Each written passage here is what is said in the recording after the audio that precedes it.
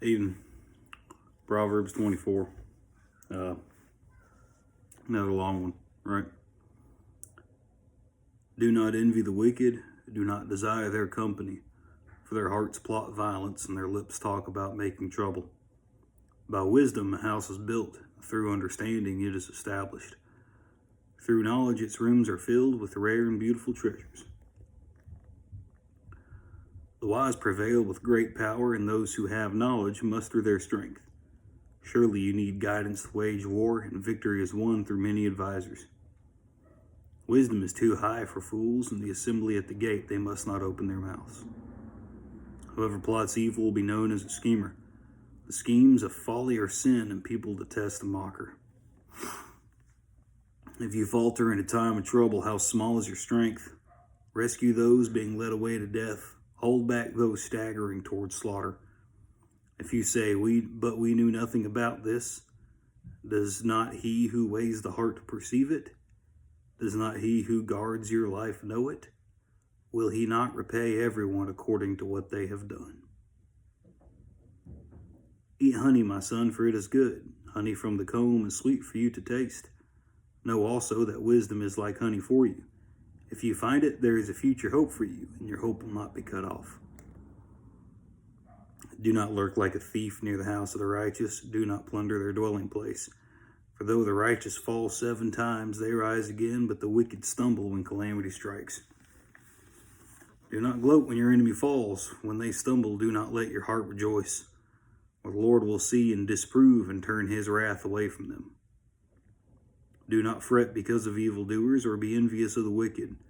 For the evildoer has no future hope, but the lamp of the wicked will be snuffed out. Fear the Lord and the King, my son, and do not join with rebellious officials. For those two will send sudden destruction on them, and who knows what calamities they can bring. These are sayings of the wise. To show partiality in judgment is not good. Whoever says to the guilty, you are innocent, will be cursed by people and denounced by nations. But it will go well with those who convict the guilty, and rich blessings will come on them. An honest answer is like a kiss on the lips. Put your outdoor work in order and get your fields ready. After that, build your house. Do not testify against your neighbor without cause. Would you use your lips to mislead? Be in a minute. Sorry. Do not say, I'll do to them as they have done to me. I'll pay them back for what they did. I went past the field of a sluggard, past the vineyard of someone who has no sense. Thorns had come up everywhere. The ground was covered with weeds, and the stone wall was in ruins. I applied my heart to what I observed and learned a lesson from what I saw. A little sleep, a little slumber, a little folding of the hands, and poverty will come on you like a thief, and scarcity like an armed man. Hey, y'all, hold on a minute. I'll be in a second. Kids these days, tell you what. All right.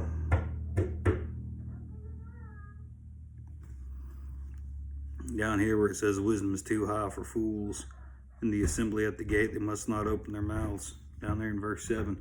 I think that's why a lot of the Proverbs beforehand talking about kind of acquiring knowledge first, right? Some knowledge and self-reflection before going on to full-blown wisdom, right? Wisdom is something that's rarely just granted right off the bat.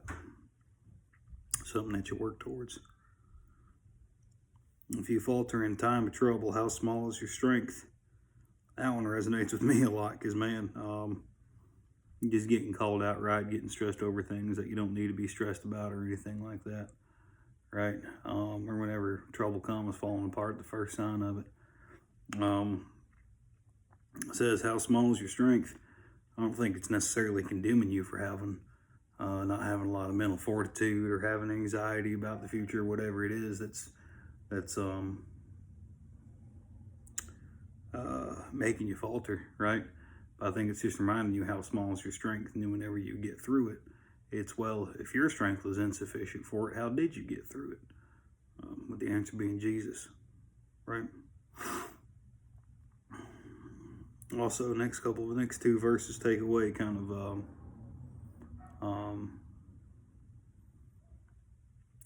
I guess, dispel the myth of ignorance, right? I think it's also calling out a lot of people who call themselves Christians today, but they're afraid of making people mad at them for calling out the way they live or something like that, right? You should be calling folks out, and not in a condemning or a terrible way, right? Because the way you condemn somebody is how you're going to be condemned too. But it needs to be in love, with their genuine well-being in mind, right? As the verse said, rescue those being led away to death, hold back those staggering towards slaughter. If you say, but we knew nothing about this, does not he who weighs the heart perceive it? Does not he who guards your life know it? Will he not repay everyone according to what they have done? Not repaying people by according to what they think or according to their ideals, but according to what they have done, right? You can't hide anything from the Lord, right? If you know somebody's living wrong, and you're not trying to be a beacon of hope for them, you'll get called out on it in the end, right? And it's not that you're responsible for somebody else's salvation, right? They are, because newsflash, you're not responsible for your salvation, because if you could save yourself, we wouldn't need Jesus, right? But you're responsible for, you are given a decree in the Gospels, right? Go forth, make disciples of all nations. So did you go forth and make disciples, or did you think about making disciples and never do it? Do you like the idea of making disciples and you never do it? When you're repaid for everything that you have done, are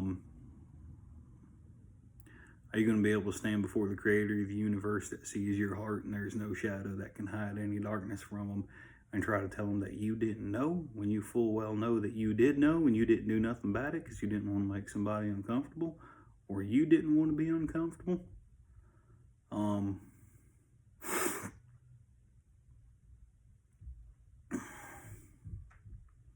You're not responsible for how other folks accept the gospel, but you are responsible for sharing it, right?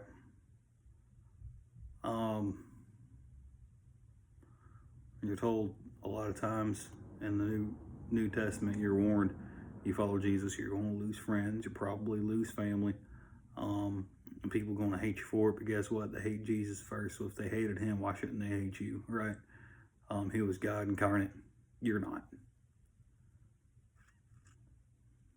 So, if you're serious about it, it doesn't mean you go around insulting people, right? It doesn't mean you go around blindly condemning them, right? You have to meet them with love, and with compassion, and with mercy. But if you don't at least try to bring the gospel to them one way or another, good luck explaining that at the end, and I'm going to have to do that as much as anybody else, right?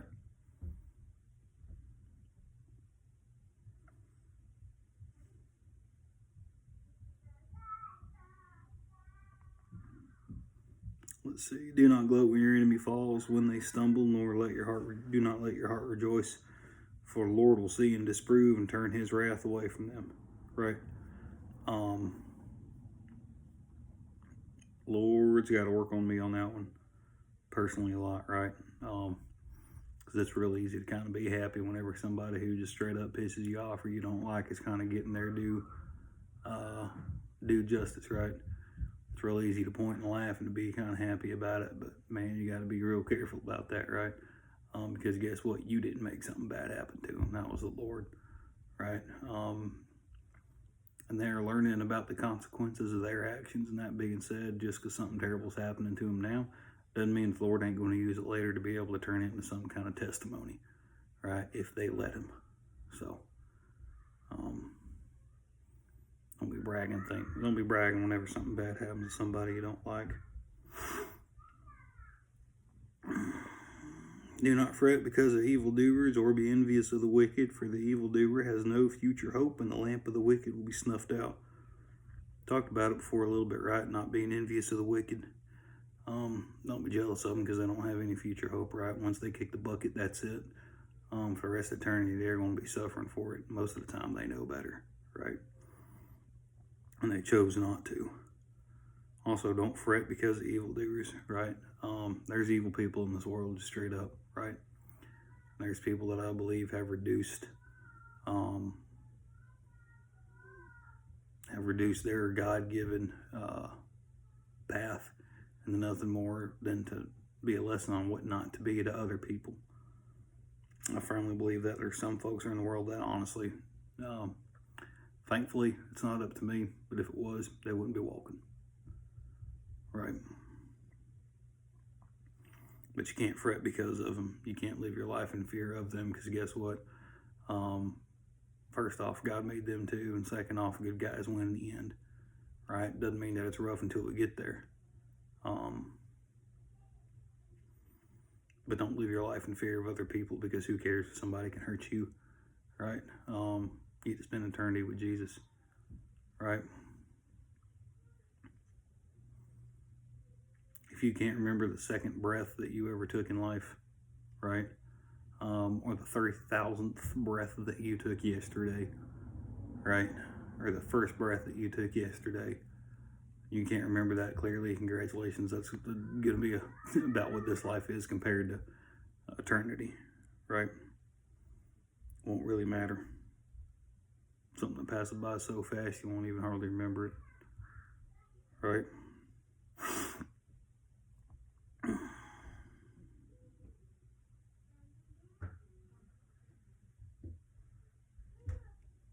An honest answer is like a kiss on the lips. That one doesn't make too much sense to me, right?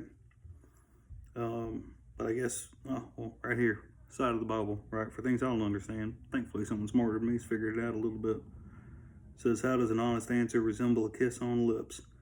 Like a kiss, an honest answer demonstrates affection and love and the marks of genuine friendship. So there you go, right? It's not people telling you what you want to hear because it's what you want to hear. It's them telling you something that you need to hear, right? It's grounded. It doesn't leave any doubt for affection and compassion behind the act.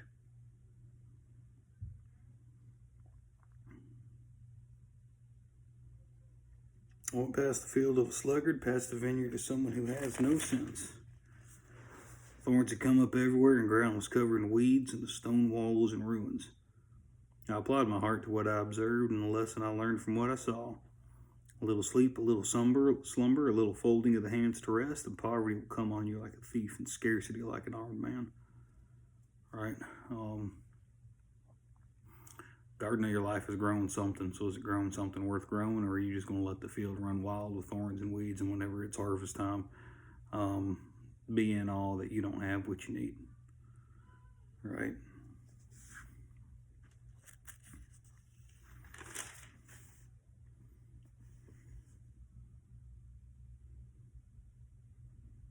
Let's see. Surely you needed guidance to wage wars, and the victory is won through many advisors. All the way back to verse 6, right? I have friends and have mentors, man. The wise prevail through great power, and those who have knowledge muster their strength. If you have knowledge and if you have wisdom, then you have a responsibility to use it correctly, right? Everybody hears that the pen is mightier than the sword, right?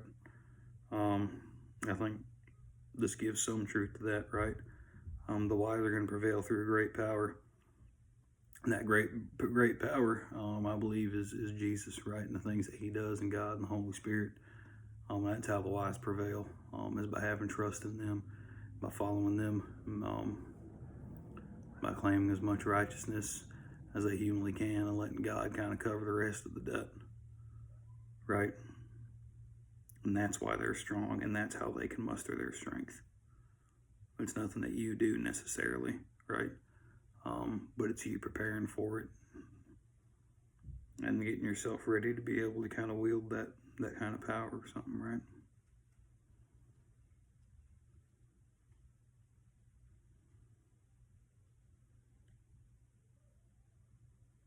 I guess that's what I got. Proverbs 24. God bless y'all. Take it easy.